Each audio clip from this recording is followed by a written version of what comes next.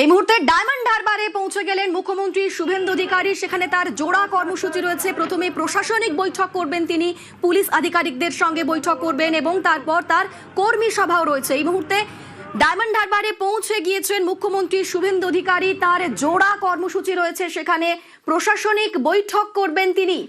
এই মুহূর্তে ছবি দেখাচ্ছি, ডায়মন্ড হারবারে পৌঁছে গিয়েছেন মুখ্যমন্ত্রী শুভেন্দু অধিকারী। ডায়মন্ড হারবার পুলিশ জেলার শীর্ষ কর্তাদের সঙ্গে বৈঠক করবেন মুখ্যমন্ত্রী হওয়ার পর। দক্ষিণ 24 পরগনায় প্রশাসনিক বৈঠক, এই প্রশাসনিক বৈঠক তিনি করবেন ডায়মন্ড হারবার পুলিশ জেলার শীর্ষ কর্তাদের সঙ্গে। কদিন পরেই ফলতায় উপনির্বাচন, 21শে মে ফলতায় পুনর্নির্বাচন রয়েছে এবং তার আগে আজকে প্রশাসনিক বৈঠক যেমন রয়েছে, তারই পাশাপাশি তার রাজনৈতিক কর্মসূচি রয়েছে, তিনি কর্মী সভাও করবেন। এই মুহূর্তে ডায়মন্ড হারবারে পৌঁছে গিয়েছেন মুখ্যমন্ত্রী শুভেন্দু অধিকারী এবং যেমন ছবি দেখিয়েছিলাম কিছুক্ষণ আগেও যে রাস্তায় জনসংযোগ করেছেন মুখ্যমন্ত্রী, তাকে সাধারণ মানুষ শুভেচ্ছায় ভরিয়ে দিয়েছেন এবং এই মুহূর্তে ডায়মন্ড হারবারে পৌঁছে গিয়েছেন মুখ্যমন্ত্রী শুভেন্দু অধিকারী। তার জোড়া কর্মসূচি রয়েছে। মুখ্যমন্ত্রী হওয়ার পর দক্ষিণ 24 পরগনায় প্রশাসনিক বৈঠক যথেষ্ট তাৎপর্যপূর্ণ, কারণ এই ডায়মন্ড হারবার তৃণমূলের শক্ত ঘাঁটি। এই ডায়মন্ড হারবারকে অভিষেক বন্দ্যোপাধ্যায়ের গড় বলে বলা হয়। সেখানে প্রশাসনিক বৈঠক করবেন, ডায়মন্ড হারবার পুলিশ জেলার শীর্ষ কর্তাদের সঙ্গে তিনি বৈঠক করবেন। সেই বৈঠকে কি বার্তা দেন, কোনো সুর বেঁধে দেবেন কি, সেদিকে অবশ্যই নজর রেখেছেন প্রত্যেকেই। এই মুহূর্তে আমাদের সঙ্গে রয়েছেন প্রতিনিধি সুস্মিতা। এই মুহূর্তের আপডেট নেব। সুস্মিতা, ইতিমধ্যেই পৌঁছে গিয়েছেন মুখ্যমন্ত্রী শুভেন্দু অধিকারী।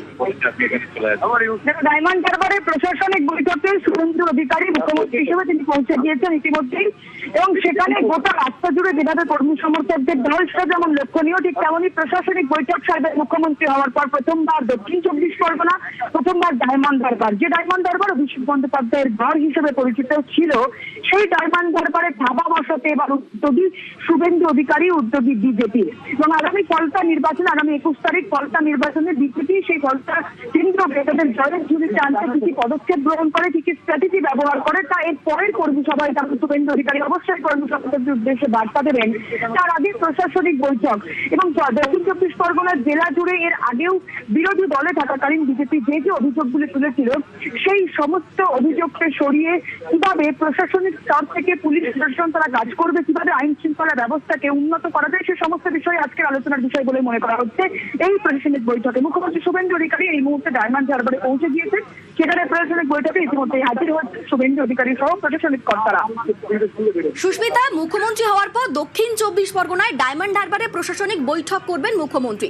এই ডায়মন্ড হারবারকে প্রথম প্রশাসনিক বৈঠক হিসেবে বেছে নেওয়ার জন্য বিশেষ কোনো কারণ রয়েছে কি?